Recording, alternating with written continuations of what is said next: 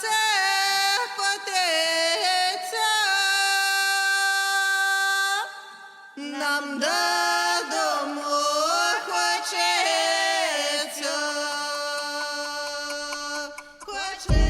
You're listening to the Artist for Artist UA, a podcast where Ukrainian artists discuss cultural, humanistic, social, historical, and political topics, and also talk about what hurts us and what gives us strength.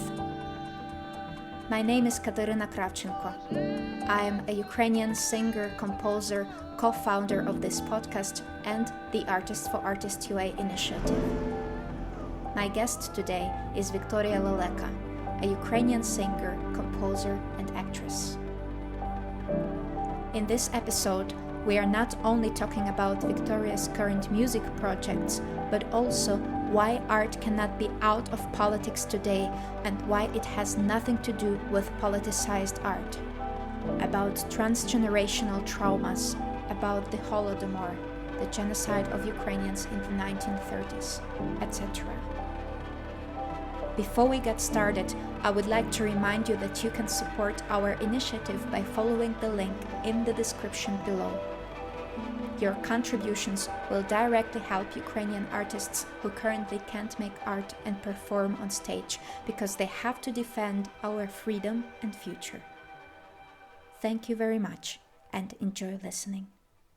Hello, Viktoria. Thank you so much for being here. It's a pleasure to record with you the first episode of our Artist for Artist podcast.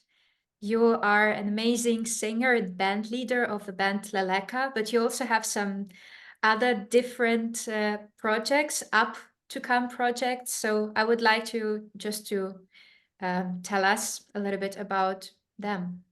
My main project is, of course, Leleka, that exists since more than 8 years. I founded it in 2016 in Berlin, and it was my dream to do like a music project where we combine some modern music like modern jazz with my identity, my roots, which are my Ukrainian culture and all Ukrainian folk songs.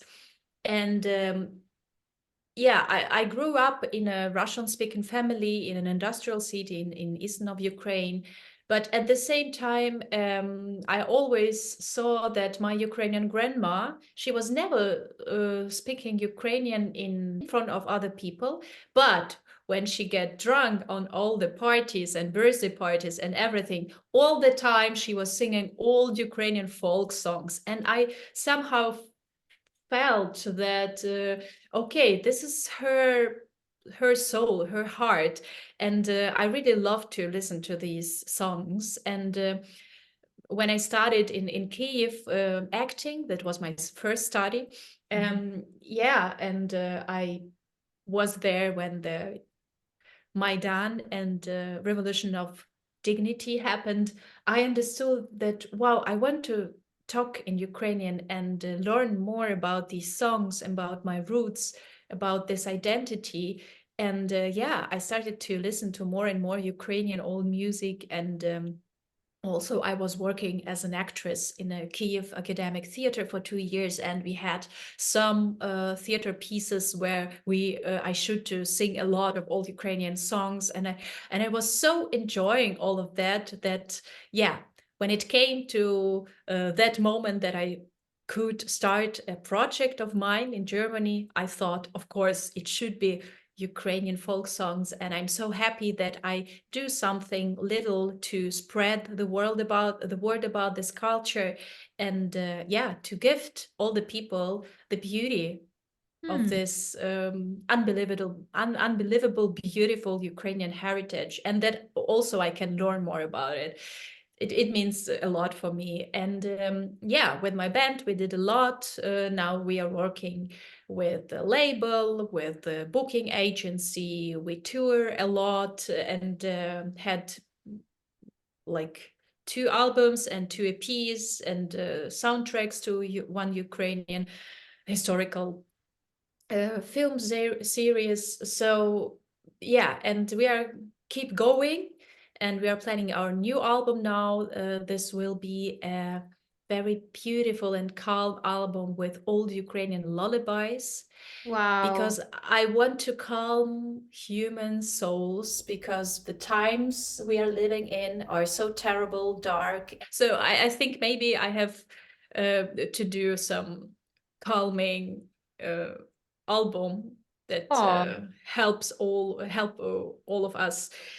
Yeah, and at the same time, for a long time, I want to start another project, like alter ego of myself, because Leleka, this ethno jazz project, is like something lightful and like a beautiful piece of some heritage that stands in a museum, and you can come to the concert, sit down, and just enjoying something what called art. Yeah, but maybe in an old way, you know, in a more, I don't know, this or another way that it could happen. Yeah, and I think that yeah, this at the beginning of full scale invasion, the first year was so difficult for me. I was dealing with depression like for a long time before, but it wasn't so deep.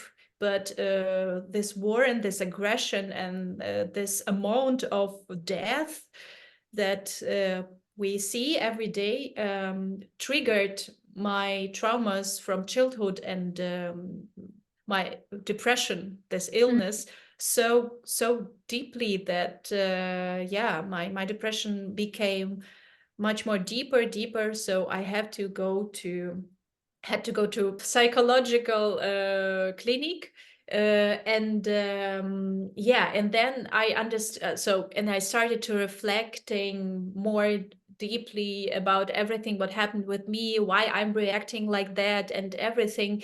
And I understood that I have a problem with the expression of darker emotions, of madness and everything. And at the same time, I understood that it's very healthy to have these all these negative reactions. I see that a lot of people, like in our world society, there is not we have not really a healthy space where we can healthy express our negative emotions, or at least I don't have this. I haven't built it for myself. And I think if I will build like another music project, like pop, dark, aggressive bass lines and some industrial sounds, and like a little bit more wild or something like that, I think it will helps me to feel better, to yes, to express all of this and then feel like okay, I don't have it in myself. But I see this not like, okay, I take something dark and bad and put it in my art, and then everybody will feel bad after listening to my music. No, I think all of this like a positive way to deal with all negative emotions, so that people that will come to my new project concerts, that will call Donbas Girl, it will be a space where you can dance very wild and scream, and I don't know, maybe I will create like very angry words and phrases that we can scream all together in my songs. And then after that we will be like peaceful and very tolerant people. After the concert we can be like so socialized humans. So this is what I'm working on now, and we created a very beautiful music video. I had such a beautiful team that was working on this music video. It was more than 20 people, and everything was so I don't know, high level quality, you know. A lot of light and camera filming technique, and very beautiful studio, and very beautiful designers, clothes, and very talented people. And wow, I feel so happy that we were able to create such a team. And yeah, the first song will be out soon. I don't know yet when, on what date exactly, but probably this spring that will happen. And yeah, the first song is also not just a song of mine, but it based on the lyrics of Ukrainian writer Lesia Ukrainka. And for me personally, of course, this song is about dealing with depression, about this inner fight with suicide thoughts, but also about this wish to came out, to break through all of this, and to find this inner strength to live, to decide to live and to stay in this world and to create, no matter how dark our times are we are living in, or how dark we feel in our souls now. So yeah, this is like a project of Ukrainian girls empowerment, I would say. Wow. Yeah. So much looking forward to see and hear that. I was very honored to see like the first version of the video, and it's just undescribable how beautiful that's gonna be. So yeah, looking forward so much to the release. And of course, yeah, wonderful. You have an Instagram page already for Donbas Girls, so I would just encourage everyone to subscribe for Leleka and for Donbas Girl. And the most important thing, to subscribe to artistforartist.ua. This is our initiative of Ukrainian artists abroad. Because we want to support and to defend Ukrainian culture, and first of all, our artists that are on the front line right now. Yeah. Exactly. That's why we are all here, and that's why we are also making this podcast. And really want to encourage you to support us on Buy Me a Coffee platform. Maybe you would like to say why you joined this initiative, Artist for Artists, and why this is important right now. I have a lot of pain in my heart, and all what happens in Ukraine, hurts me every day, very deep. And sometimes I don't know what to do with it and how to come through all of this. And of course, if I do something that I know is helping somehow in our country or our people, of course, it brings me a little bit of strength or some meaning to my life, and it's a little bit easier to live. And there are two topics that brings me the most pain. It's children that are dying in Ukraine, that are deported to Russia and everything of this, and that a lot of artists are dying in Ukraine. A lot of artists are on the front line now, and all the destroyed schools, museums, churches, etc., and etc., and etc. So I really feel like with every centimeter, our culture, dying. It's terrible feeling, because I am an artist, and I don't want that my art will be destroyed. I want it live for people, because I put heart on it, and it's very important that every language and every culture and art exist in our world, because it's beauty of, and maybe it's a sense of human existence. So it hurts. And that's why I thought, wow, I was so happy that Tamara Lukasheva contacted us and asked, maybe we want to do something together, because now I feel, okay, I'm not alone. We all feel very similar, and we can do something to protect our colleagues in Ukraine that are on the front line now. Because yes, culture is important, but without people, there is no culture. So first of all, we need to protect our people. This is Artist for Artist UA podcast, and you are welcome to support us on Buy Me a Coffee platform. all the donations will go to our colleagues, Ukrainian artists in Ukraine, who are on the front line right now. And actually, yeah, in my band Leleka, we are working with old Ukrainian folk songs. And sometimes I discover very interesting things about that songs. Not a lot, not all of their songs are really like folk songs.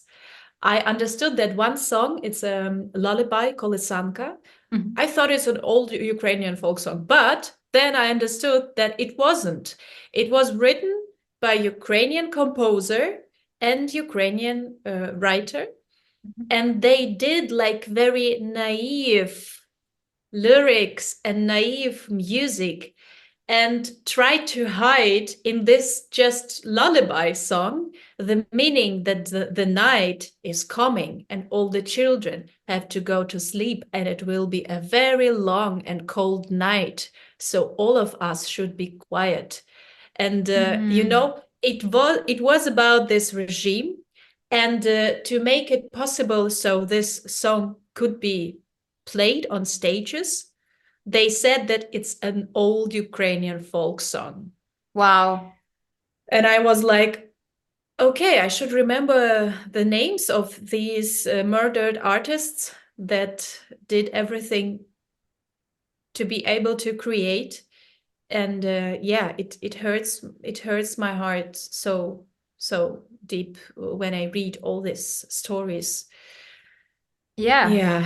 And also, we were talking about transgenerational traumas, and this is also like a lot of pain that was bring us by a Soviet Union regime. And for example, I'm so happy that 2022 Germany finally accepted officially that Holodomor was a genocide against Ukrainians, where were killed millions of Ukrainians, when people died from, how to say, Hunger. these things like when mothers and fathers was eating their own children, like very terrible, when like the level of demoralization is so high because you like lose your human face because of this terrible hunger about so how to say that lasts few years, that you are so hungry that you can eat your beloved one. This is like what? And then we were talking about that we think we have like kind of this transgenerational traumas, that for example my Ukrainian grandma never could cook like new dish from zero, like from fresh vegetables and everything. She always like did from old soup like a little bit. Okay, then you can eat this and cook new soup. No, she was always like mixing the new soup on the base of old soup. So she had never new fresh food because it was like such a big trauma. Or for example, we had always to have like a huge package of potatoes and I don't know, sugar and everything like standing on the kitchen like for a year. You will it's enough for a year to eat. But if we don't see this and don't have this, it's like terrible feeling of fear that you will have nothing to eat, but you can go to the shop and buy you everything you need for every week. But no, we needed to have it there. And if it's not only with food how we are doing all this stuff with food. I think this trauma is going much deeper. For example, if somebody are doing you a compliment, so for example, oh, Kateryna, you have such a beautiful dress, cool. You will never be able, Ukrainians are never able to say, oh, thank you. This is just like, Exactly. I bought it on the second hand for 2 years. Yeah, no. Yeah. We always like feel like we should to do smaller everything that we have, that we achieved, because there is a fear of having. If we have and show this to other people, it means that it could be taken away from us. So we need to hide everything and not accept. And this is the feeling of that we are small and do nothing important, and like always like this. I feel in myself is so strong, and I want to change this, but this is so difficult because all the people in my family have this, and I always thought why it is like that. Exactly. It's also the same in my family, actually. And it's still, it continues, even my mom. It was just also forbidden to reflect on this. So people were like really growing up generations by generations, and they didn't Yeah. even have a chance to reflect on it. It was forbidden to talk about this genocide, about Holodomor, about so many things. And then you just grew up doing the same things that your grandma, your mom did, and you're like not even asking yourself why you're doing these things. And then Yeah. it kind of becomes like a part of your life, and you're like, yeah, not even thinking about that you have unhealthy relationships with food, for example, or like with taking compliments and stuff like that.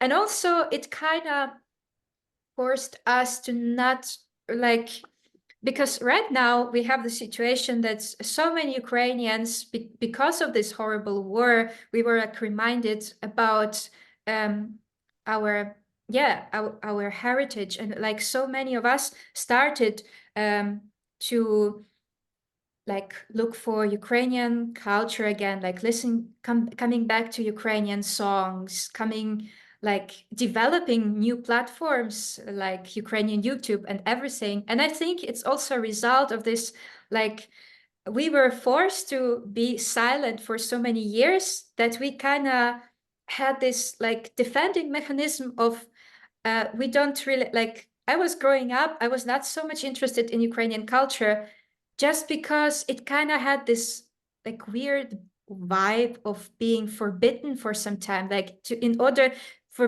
people to Or even to save themselves. They were like trying to keep it all like and just like whisper it to the others and like yeah. yeah, and on the other side, that propaganda that worked in Soviet Union and even in independent Ukraine, that it was always like Russian culture, Russian language, it's something great, big. This is the only thing that has value. And if you're intelligent human, you have to talk in Russian. If you're a scientist, you have to talk in Russian. If you're really cool artist, not some small local amateur, you have to write songs in Russian and books in Russian. And if you're creating in Ukrainian, even in times of independent Ukraine, it was like always that people should feel ashamed for speaking Ukrainian. And if you do music in Ukraine, it's like, yeah, cool, but it's like, Okay, yeah. yeah, language of stupid, not educated people from villages. This is like an image of Ukrainian language that Russia always tried to show us. And this is kind of, I don't know, racism, or yeah, because there is a valuable culture and like local culture that Yeah. Yeah, doesn't kind of really a matter. And this is, you know, for example, yeah, I came from eastern of Ukraine, from a small industrial city. And for example, I was talking a few months ago to another Ukrainian artist that was born in a village near my city. mhm. And in her village, everybody and in her family, they all was speaking Ukrainian. So she grew up with this language. But when she went to the university, she understood that she feels ashamed for speaking Ukrainian, so she started to switch to Russian. And all these years in her career, she spoke Russian. And only now, after the full-scale invasion, she told me, wow, now I feel that I really want to come back to my native language, and I really want to, yeah, recover myself from this kind of trauma. That why should I feel ashamed about my native language in my native land, you know? Yes. This is like, so we just now starting to reflecting about all this stuff and understand yeah, why it's happened. And this is the reason why a lot of Ukrainians now don't want to talk in Russian but Ukrainian. Even what is my case, I was born in Russian speaking family, but after 2014, after Maidan, because I was studying 2013-14 in Kiev, and I saw this revolution of dignity that changed me. And this was the first impulse when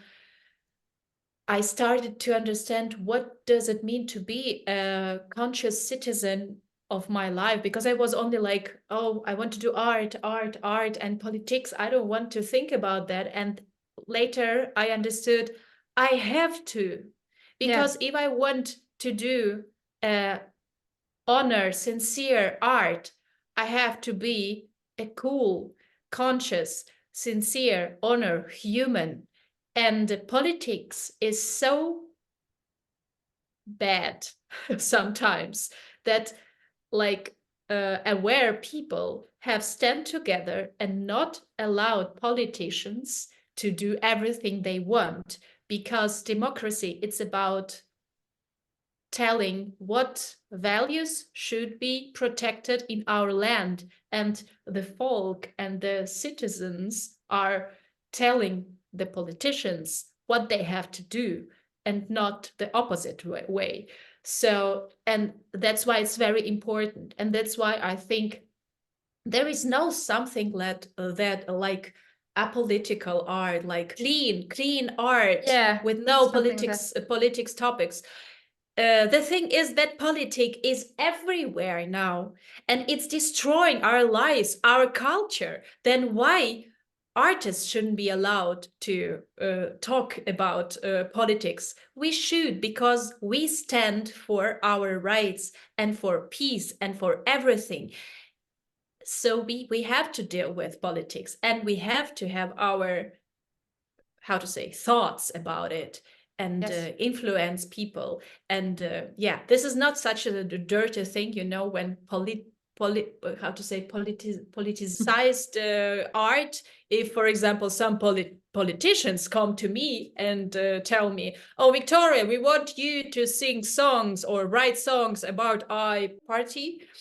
So yeah, you want to do propaganda for our political